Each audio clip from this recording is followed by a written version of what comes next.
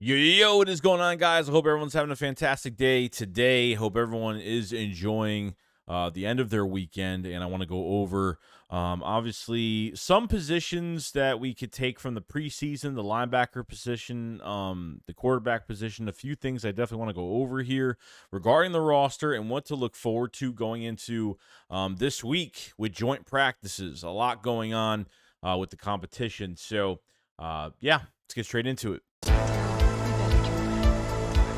Because I've seen enough horror movies to know any weirdo wearing a mask is never friendly.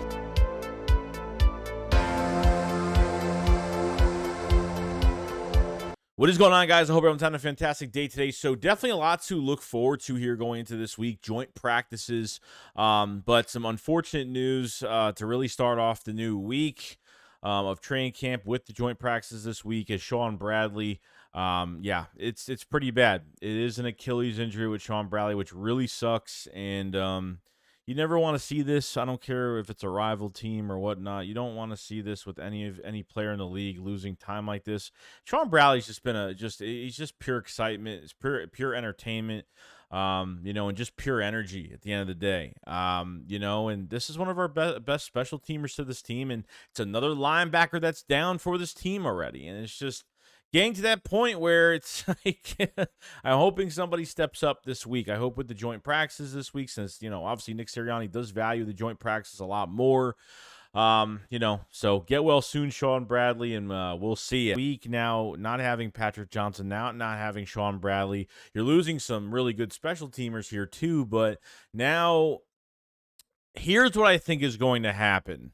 If there is a move to be made at linebacker, I think what they're going to do is they're going to evaluate the rest of this week. I think by the end of this week, we're going to either see a new linebacker signing or going into early next week, we'll see something different, okay?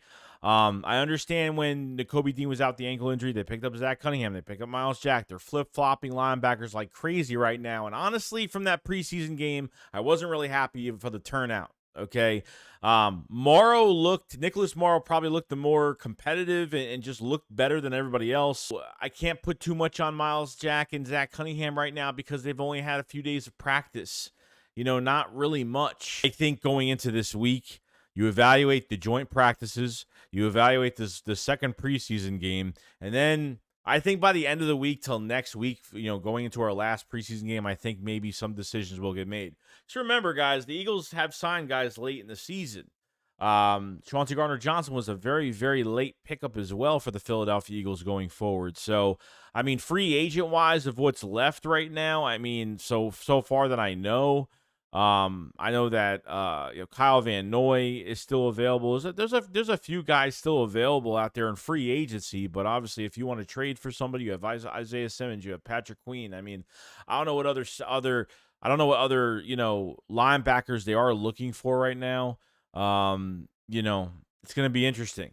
But like I said, I don't think there's a rush to sign a linebacker right now. I think you need to let Myles Jack and Zach Cunningham kind of catch up a little bit because it's just very in the early process of kind of learning the calls and getting things done. So hoping to God, one of these guys or maybe even both at this point could make the roster going forward. And if the Eagles feel like they don't have enough at this position, and it's just, this is what happens. You don't put money into this position. This is what happens. They went into this 2023 offseason because Nakobe Dean was here. Okay. Because really, at the end of the day, what do you have left behind that linebacker? Not really much. You got Kyron Johnson that was hurt. I think it was hurt for a specific amount of time last year. And I don't know, he was an edge rusher. They turned him to an outside linebacker. He's just not staying healthy. So we can't really see much out of him. Davion Taylor is gone now since we signed, since obviously we added two more veteran linebackers to the squad now. So definitely a lot to look forward to this week. Because linebackers like the only thing I'm really worried about. I just didn't like how they were playing. I thought the guy that I would least expect to really be productive in the preseason game was Nicholas Morrow. So that's what I kind of take out of it. Eli Ricks had a lot to say, even after a very, very big game by him. He says, feeling very confident. And I loved his attitude on the field, guys. Like, even when he got the first pick, I think he had like 2 deflections, almost had a second pick in the game.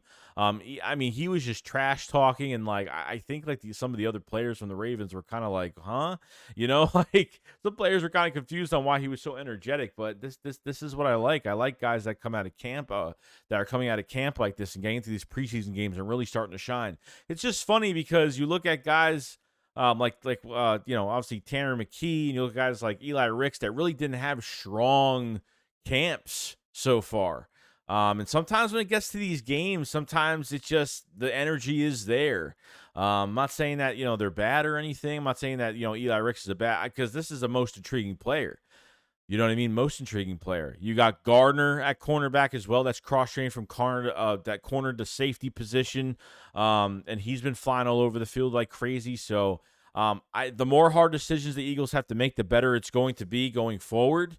But I'm pretty pumped about it. Eli Ricks, I could say to myself right now, if he keeps up what he's doing right now, this guy could be your future. Okay. At the cornerback 1 position when Slay leaves. He could be your replacement down the line. I'm not going to say it too early right now and kind of go off one preseason game because, I thought Keely Ringo had a struggling day. Almost had a pick in that game, a very easy one. He gave up a touchdown. He came back with a deflection. So, I can't really complain about it too much. It's just very, very early in the process. But I've thought the backup cornerback position, all the depth that's there, would be very exciting because there's a lot of bodies that are producing. When you have multiple bodies producing right now, it's looked pretty damn good. And Eli Ricks, first it was Josh Jobe and Keely Ringo. It could be I think Eli Ricks is definitely in the mix now for a future here, because I guarantee you if you put Eli Ricks on waivers, he is going to get picked up. Going to get picked up immediately. And the cool thing about it is, too, like I even found out about like the draft and what was going on, or at least when he was undrafted. The guys that become undrafted that aren't drafted in the NFL draft, they get to make their own decisions of where they want to go. The first team to call Eli Ricks was the Philadelphia Eagles. And ever since then, I guess he was very intrigued, knew that it was a good team around, defensively. I think Sean Desai's done a pretty good job right now, but obviously I want to see more. Thought the play calling dialed up was pretty good. So, kind of nuts. Eli Ricks. So could be a big future piece, but, want to see what Zach McPherson does and Mario Goodrich and some of these other guys that are in the room too. So I think Ricks has got a huge ceiling ahead of him, and probably one of the most surprising players on my list right now that I didn't think was even going to make plays, this past weekend. Could they actually let go of Marcus Mariota? Could they actually, like Tanner Mckee, say, we can't give up. We have to keep, putting a lot of information into this guy. I mean, what was he, a 7th rounder? I don't know what he was, 6th, 7th rounder, whatever it was. I mean, from what he had at Stanford and not having enough weapons around him, he got a bad rap at Stanford, unfortunately. And, I guess a lot of people thought he could throw the ball really well. I mean, he's got no athleticism. I understand why they're keeping Mariota, because he's almost a similar skill set to Jalen Hurts. So you're not putting Gardner Minshew in a Jalen Hurts system like they did last year, and look what happened.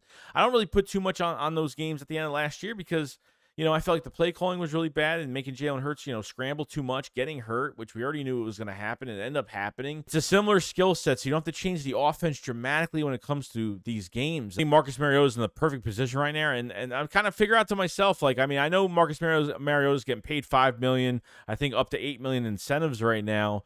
Backup quarterbacks aren't cheap, and I understand why the Eagles want to keep drafting quarterbacks, because you never know what you're going to have down the line. But, if he's got to take over for a few games or a game or something like that, then it would definitely work that way. Tanner Mckee, man, the guy's got an arm. The guy's got a cannon. The guy's a gunslinger. He was getting a lot of receivers involved. Almost everybody. Got everybody involved, except for obviously the starters that were sitting on the sideline and not dressed for the game. Obviously dressed for the game, but ended up not playing. So, you always want to be prepared for something like this, and you never know what could happen here. I mean, my gut opinion feels like Mariota is going to be here, and Tanner Mckee is Tanner McKee's going to have a roster spot somewhere, okay? He keeps doing what he's doing right now.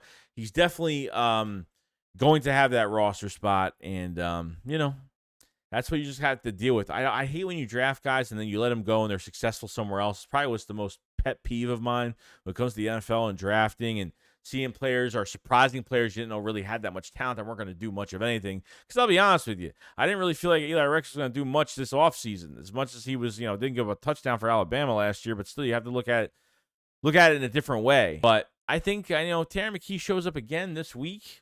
You never know what could happen. Very excited for the quarterback room. I understand Jalen Hurts is a starter. It's obvious, so I'm not going to go too much into that. I'd wait till after joint practices, after preseason this weekend. By the end of this week or by next week, I think the Eagles are going to sign somebody. I think something is going to happen within the next couple weeks, depending on how they think of this linebacker room and think about, Ben Van Simmeren, the undrafted free agent from Michigan State. I mean, there's some guys that, there's a good amount of guys that are still left. So, I think the Eagles can grab a linebacker, and what's really going on with safety, I think the Eagles are trying to look for an ideal trade that's not going to hurt them in the end, and most likely a rental. Howie Roseman is always on the phones, always trying to increase this roster regardless, so pretty excited for it. So, guys, have a fantastic day. Let me know what you guys think in the comment section below, and I'll see you guys on the next one. Shakes it up, follow us, peace out, guys. Peace.